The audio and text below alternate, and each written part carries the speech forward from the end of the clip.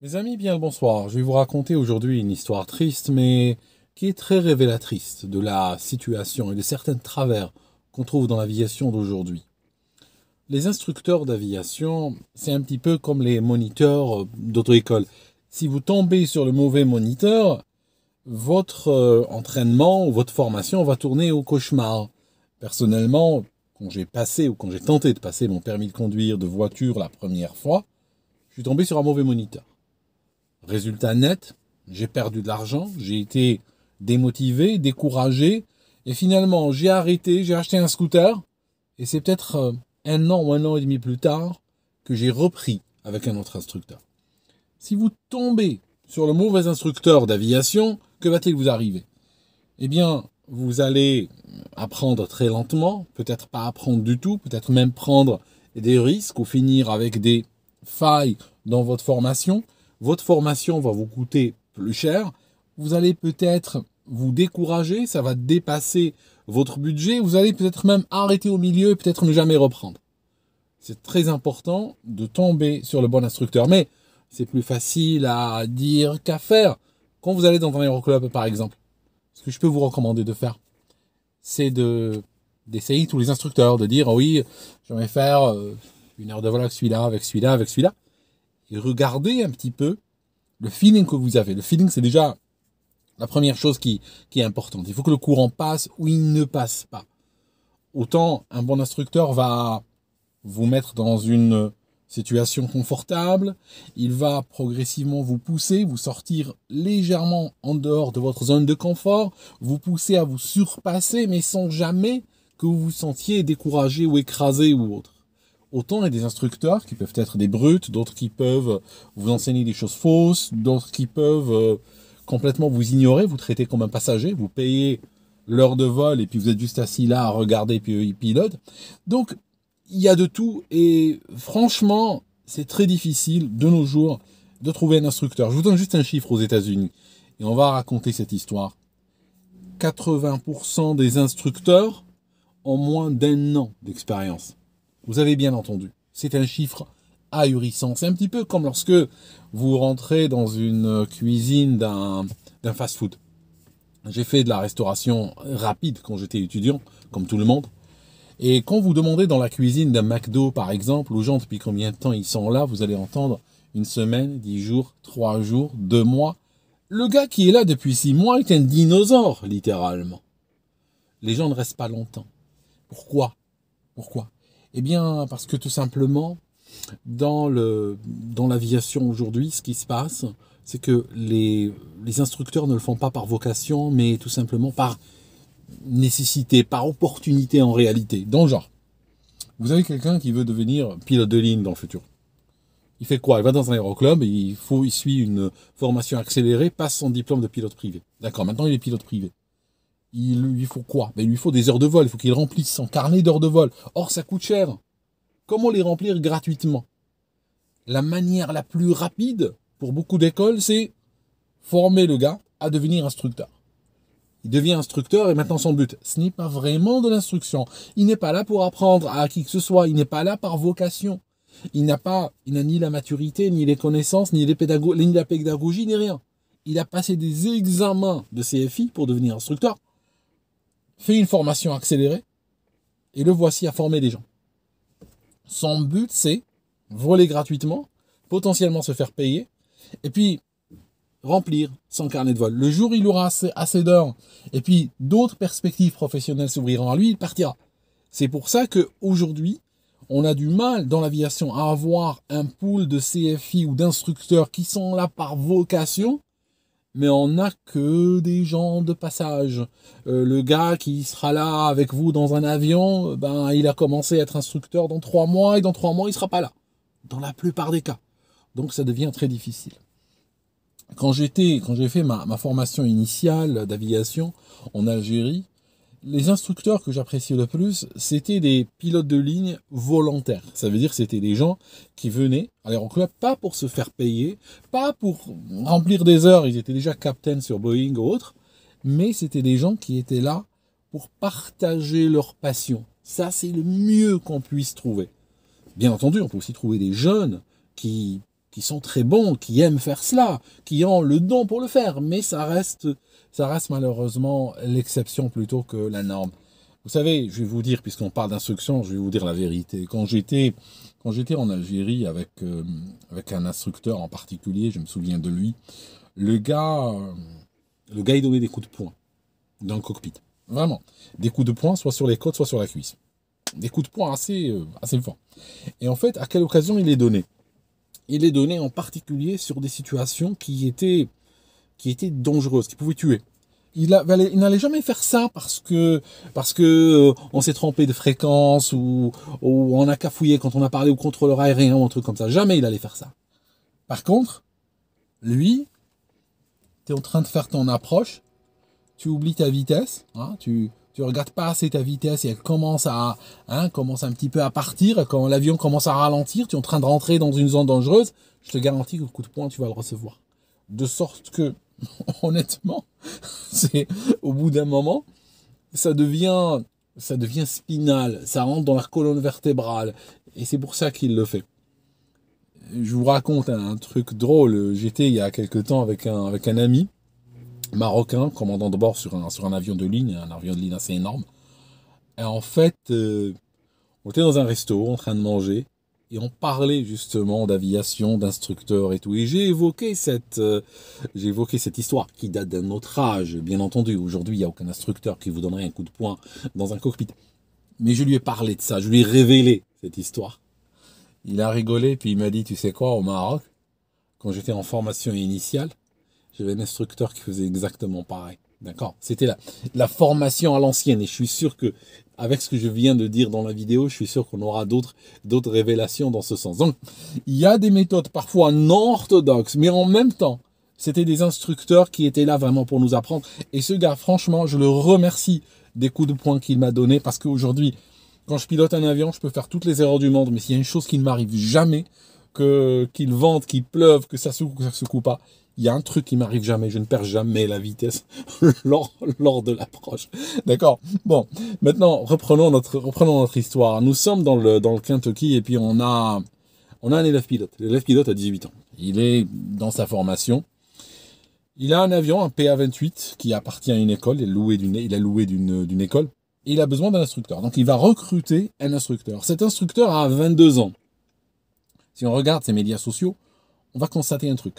On va constater qu'il a fait son premier solo. Ça signifie la première fois qu'il a été lâché pour voler seul, c'était en 2020. En 2023, il est instructeur. Quand on regarde son Instagram, on voit que il a une photo avec une sorte de papier comme ça qui montre. Et il dit, voilà, j'ai eu mon PPL. Ça signifie qu'il venait de finir son pilote privé. Et puis, on voit littéralement 4 ou 5 semaines plus tard, au même endroit, avec un autre papier en disant « Je suis instructeur ». Vous voyez, donc, il y a une accélération très rapide. Ça signifie que c'est des personnes qui ne sont pas matures, que ce soit sur le plan humain, hein, il a 22 ans, mais il n'est pas...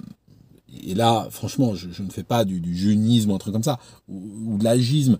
Je sais qu'il y a des gens qui à 40 ans ne sont pas matures, on est d'accord. Mais ce gars-là, j'ai des raisons bien précises de penser qu'il n'était pas mature. Donc, il n'est pas mature sur le plan personnel, mais il n'est pas mature sur le plan technique, ni sur le plan de l'expérience. Donc, il va devenir instructeur, et donc ces deux jeunes gens, le gars de 18 ans et son instructeur, vont se rencontrer le 27 septembre 2023 pour la première fois. Il doit faire quoi comme vol? Un vol d'instruction assez délicat. En réalité, c'est un vol de nuit. Parce que, voilà, dans certains cursus, dans le cursus que suivait ce jeune homme, eh bien, il fallait loguer un certain nombre d'heures de vol de nuit. Voilà, le vol de nuit est une spécialité particulière, donc ça exige un instructeur et tout ça.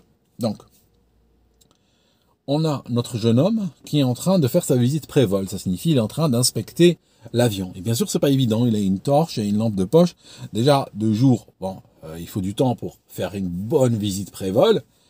Alors, la nuit, c'est plus dur parce que on voit pas grand-chose, donc il faut le faire à la lampe de poche et tout ça. Il prend son temps. Il est peut-être, admettons, il est peut-être même trop lent dans cette tâche due à son inexpérience. Pendant ce temps, que fait l'instructeur? Alors que normalement, il est là pour lui donner des conseils, il est là pour l'aider, il est là pour voir s'il n'y a pas des points sur lesquels il bloque et tout ça. Il est là pour réellement l'accompagner. C'est son travail, il est payé pour ça. Il fait quoi l'instructeur? Il le filme, d'accord? Il le filme. Et puis, avec ses doigts il tapote comme ça avec impatience sur la carlingue de l'avion. Hein, il le fait sans arrêt.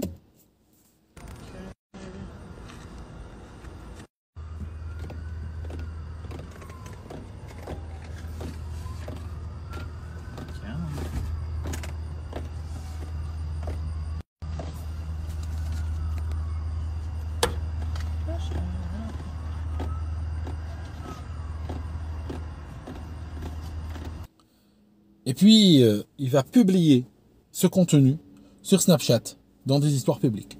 Ça signifie il est en train de se moquer de lui publiquement sur Internet. Pendant que ce jeune homme cherche, se donne de la peine et il en a, eh ben lui, au lieu de l'aider, il est en train de se moquer de lui. D'ailleurs, ce jeune homme, quand on regarde ses médias sociaux, il y a des choses qui ont été évoquées, d'autres un peu moins. Par exemple, il y a une photo assez incroyable, assortie d'un commentaire sur Instagram. Il y a une femme, on la voit de dos, elle est assise à gauche. Hein. Traditionnellement, l'élève pilote s'assoit à gauche, l'instructeur à droite. Lui, il se retourne, il prend une photo, d'accord? Et puis il va faire un commentaire à connotation sexuelle sur cette femme. On se dit, mais que faisait la AFA, un CFI, un instructeur certifié, en train de prendre ce genre de photos, les partager en ligne et faire ce genre de remarques? On se demande s'il y a un bureau de la AFA dans le Kentucky, quoi. Parce que c'est juste ahurissant. Quand on regarde dans les médias un peu plus loin, qu'est-ce qu'on va trouver? On va trouver qu'à un moment donné, en 2021, alors qu'il était pilote déjà, ce jeune homme a été arrêté par la police. Il a été arrêté par la police. Son père est également la même nuit pour des interactions de seconde et de troisième catégorie avec des mineurs. Des transactions de deuxième et troisième catégorie. Quand on regarde dans la loi du Kentucky, troisième catégorie, ça veut dire qu'il a fourni de l'alcool à un mineur, des boissons alcoolisées. Deuxième catégorie, c'est qu'il a fourni de la drogue à un mineur. Et justement, la police décrit que quand ils sont arrivés, ils ont trouvé des mineurs en état d'ébriété, il y avait de la bagarre, il y avait des véhicules qui faisaient des donuts, il y a quelqu'un, un voisin qui était venu se plaindre qui avait été agressé et tout. Donc, il y a eu quand même, la police a eu maille à partir avec ces gens-là, y inclut le père et son fils. Donc voilà, nous sommes dans une famille assez dysfonctionnelle, où même le père, le papa, qui a l'air d'être au nord de ses 40 ans, ne semble pas extrêmement mature dans son comportement, et forcément, hein, on ne va pas avoir son fils qui a 2 fois moins d'années qui sera mature, forcément. Donc, ils vont finir par monter dans l'avion, et pendant ce temps, l'instructeur continue à se moquer sur Snapchat de son élève. Il le traite à un moment donné, il dit oui, c'est Forrest Gump Junior. Forrest Gump Junior, j'ai regardé ce film il y a trop longtemps pour m'en souvenir, mais rapidement, le personnage en question est un personnage qui a un quotient intellectuel extrêmement faible, hein, je crois qu'on est en train de parler de 75, hein, qui représente bon an, mal an, une moyenne assez noble dans certains endroits des États-Unis, de toute manière. Mais il se moque de lui en publiant des messages avec plein de fautes d'orthographe et tout ça, pour se moquer quand même de cet élève. L'avion accélère, décolle. On a une vision un petit peu de la situation. La situation semble, juste comme ça, a priori, semble ok. Et on voit les lumières de la ville et tout ça. Le problème, c'est que la nuit, on ne voit pas les orages. Ça se voit pas très bien, les orages, la nuit. Mais des orages, il y en a ce jour-là. Alors, ces 2 jeunes gens vont faire quoi? Ils vont faire un aller qui va se passer sans problème, toujours entre 2 petits aéroports régionaux du Kentucky, et après ils font un retour. Alors au retour, ils sont en train d'aller vers le nord-ouest, et la situation est en train de se dégrader rapidement. Alors si on regarde un petit peu ce qui se passe, parce qu'on le sait, parce qu'il a publié, hein, il avait sur son téléphone une application météo qui lui montrait où il était lui, et c'est quoi la situation météorologique autour, et il va publier l'image et la mettre sur Snapchat. Donc voilà ce qu'il montre. Il montre ceci, grosso modo. On a la trajectoire que doit faire l'avion, qui est comme ceci, hein, donc il doit aller grosso modo vers le nord-ouest. Ce qu'on a, on a notre avion qui est grosso modo ici, d'accord? Notre avion est là, hein, si vous regardez, je vous montrerai, j'insérerai au montage la carte, l'avion est là. D'accord? Et ici, qu'est-ce qu'on a? Ici, on a des grains, on a des cellules orageuses, d'accord? Des Charlie Bravo, des cumulonimbus, pas nécessairement visibles à l'œil nu la nuit, d'accord? Qui sont en train de se déplacer dans cette direction. Donc en réalité, lui va vers le nord, et ces cellules-là, qui sont grosso modo dans ses 9 heures, sont en train d'aller vers l'est.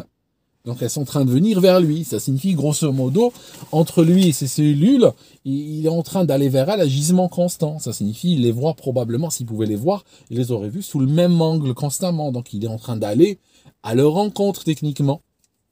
Il est 22h, à peu près 22h30, 22h40, quand le contrôleur aérien va quand même lui dire, écoutez, il y a un problème, vous êtes en train d'aller vers une zone à très forte précipitation. Il y a des précipitations très fortes là-bas, donc c'est une zone que même, franchement, que même un avion de ligne, que même un 777 aurait évité, parce qu'elles sont assez épouvantables sur le radar. Lui, il dit, on va déclarer un IFR. Je vais changer de plan de vol et je vais passer en plan de vol IFR. Ce n'est pas une question de plan de vol. Un plan de vol ne change rien à la météo. Ils sont dans un monomoteur, un avion biplace, ou je crois qu'il a 4 places le PA28, mais on est en train de parler d'un monomoteur. D'accord? Ils sont dedans. Ils sont à 4500 pieds. Ils doivent rester en VFR, déjà. Deuxième, parce que le vol, à la base, c'est un vol VFR. Mais en plus, le fait de changer en IFR ne va pas leur donner un blindage, ne va pas soudainement leur permettre de traverser des Charlie Bravo, comme ça, à l'air de rien. Le contrôleur suggère quoi? Le contrôleur suggère ceci. Il veut qu'ils tournent à droite et qu'ils aillent au 090. Ça signifie il veut qu'ils aillent plein est pour échapper à ces grains-là. En réalité, ce soir, cette nuit-là, c'était un no-go parce que les cellules orageuses de cette nature, de cette violence, avaient été signalées sur tous les secteurs. Ça signifie à 360 degrés sur l'horizon, sauf quelques endroits qui avaient été épargnés, il y avait ce genre de cellules cette nuit-là. D'accord? Donc, c'était déjà pas un moment où il fallait décoller. Autre chose, si on regarde un petit peu la pression opérationnelle, très souvent, ce genre de pilotes, quand ils vont prendre un avion, eh bien, ils veulent rentrer avec, ils sont partis, donc ils veulent revenir. Revenir parce qu'il faut rendre l'avion à l'école ou à l'aéroclub, parce que de toute façon, le lendemain matin, il y en a un qui a des études, l'autre qui doit voyager, des choses. Donc, il y a une pression opérationnelle qui fait que les gens sont forcés à continuer. Il y a aussi autre chose. Quand on regarde les métars, c'est les observations météorologiques des aéroports de départ et d'arrivée. Eh bien, ils sont traîtres. Vraiment, ils sont traîtres. Pourquoi? Parce que c'est des métars semi-automatisés, il y a un humain, il y a une station automatique. Et puis, ce qu'on voit, c'est, franchement, il n'y a rien à dire. Quand on regarde le métard, la distance entre le point de rosée et la température est énorme, la visibilité est grande, il n'y a pas vraiment de précipitation. L'aéroport de départ, il y a 0 nuage, il y a un petit peu de nuage sur celui de l'arrivée, mais rien de méchant. Le problème, c'est que les métars sont, d'après la définition de l'OACI, donnés sur un horizon ou sur un cercle de l'ordre de 8 km. 8 km approximativement.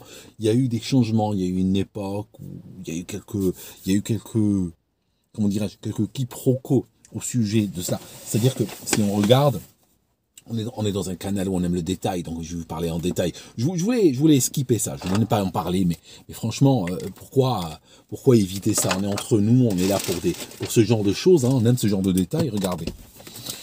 Le métar, le TAF et le SPECI, qui sont des messages météo, concernent l'aéroport et ce qu'on appelle en anglais la vicinity, la proximité de l'aéroport, d'accord?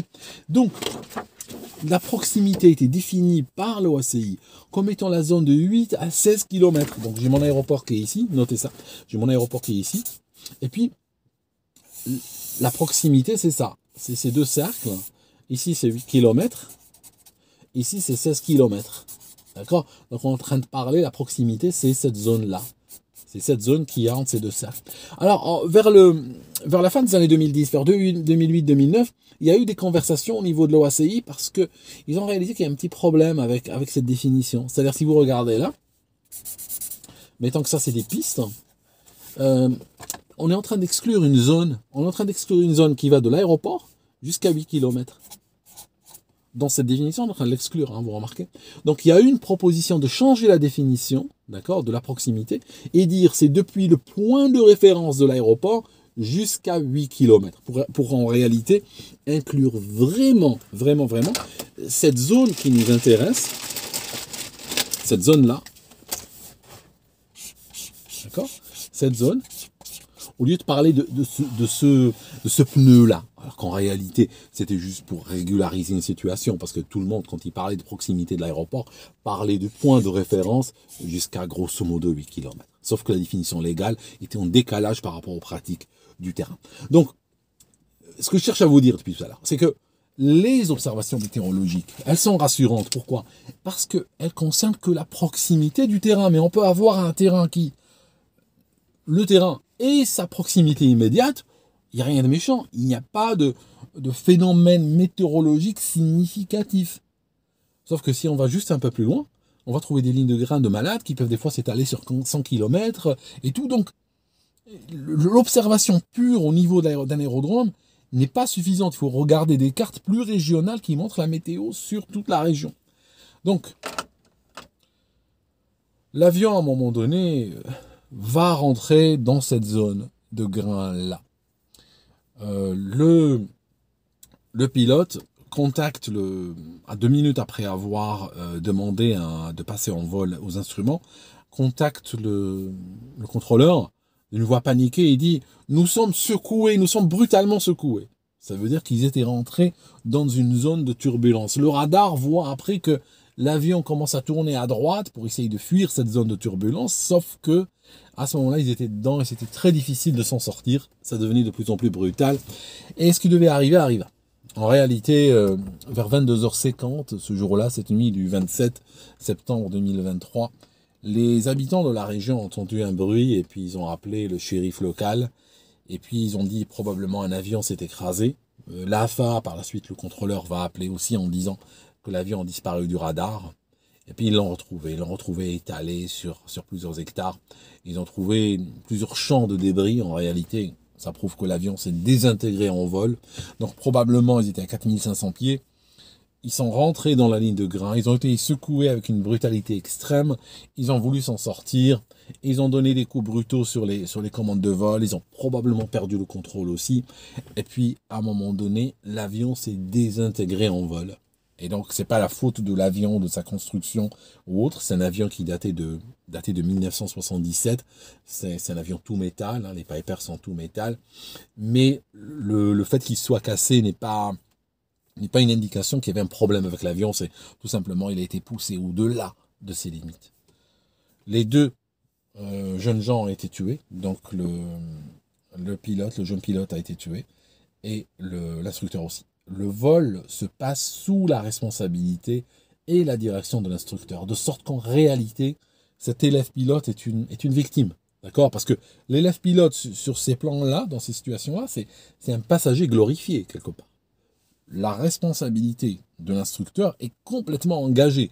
C'est lui qui doit veiller à la bonne conduite du vol. C'est lui qui dirige le vol. C'est lui qui doit veiller à ce que, même si l'élève pilote ne sait pas regarder la météo, regarde la mauvaise carte ou rate un problème météo, fait une erreur, lui, il est là justement pour préparer le vol. Et puis, si jamais l'élève fait une erreur, il doit corriger. Or, ce qu'il a fait, il a passé sa soirée à se moquer de lui, à s'amuser avec ses amis sur Snapchat. Et puis finalement, ils se sont mis dans une situation pas possible et ils se sont écrasés comme des gants. Voilà mes amis, merci d'avoir écouté cette vidéo jusqu'ici. Et puis, bien sûr, on se voit dans une prochaine. À très bientôt.